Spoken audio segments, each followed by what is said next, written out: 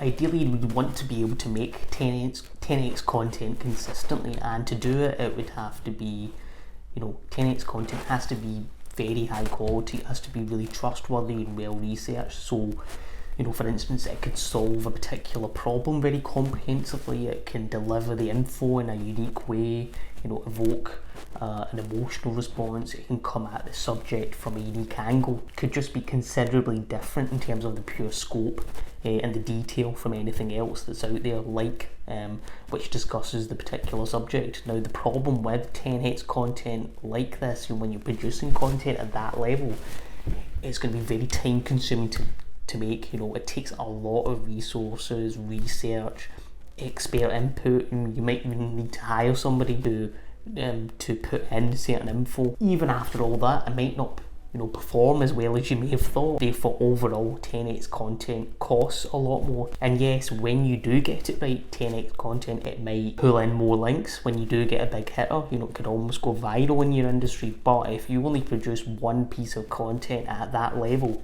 every few months, are you wasting a lot of energy? So this is kind of where 2x content comes in. This is about creating content that's better than the immediate competition, not the absolute best version that anyone's ever seen. It's just better than the next piece that's immediately visible. But to do it effectively, you really do need to be on top of your competition and be aware of what they're creating.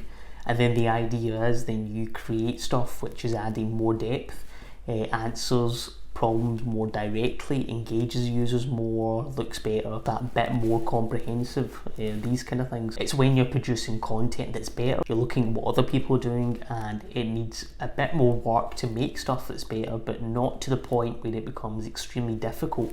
And because of that, producing 2x content is more time efficient and it's more cost efficient as well. And yes, a 2x content piece it might only get you 5 to 10 links, but if you produce 5 pieces like that consistently every month and build links to them, then you can see why it would be more preferable to go down that route. The overall results may be a lot better when you go down the kind of 2x content model, rather than trying to get bogged down too much with producing very high quality content, and having content which could be a hit or a miss. It may pull in dozens of links or it may not. One example to look at, for instance, is apartmenttherapy.com. They've got a database of thousands of good articles. However, they don't really have a lot which are extremely groundbreaking or anything, but they're pretty decent articles, they're readable, and having so many of that kind of content contributes to a better overall experience. And the guys at Authority Hacker, in fact, had a case study recent to filming this video, where they kind of touched on this, and they summarised it well by saying that content does have to be good, but it doesn't have to be epic. Most of the time it can simply be different and above average, so that kind of gets to the essence of what I'm trying to get at here. So in an ideal world, we would want all our content to be 10 times better than anything else out there, but you need to weigh up the practicalities of producing content at that level. If it's something that comes easily, if it's not going to require a lot of effort to produce 10x content, then great.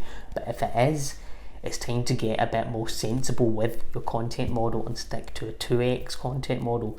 Be consistent with it, build out a larger content plan, consistently be better than the competition. You'll have content that are big hits with the audience more often.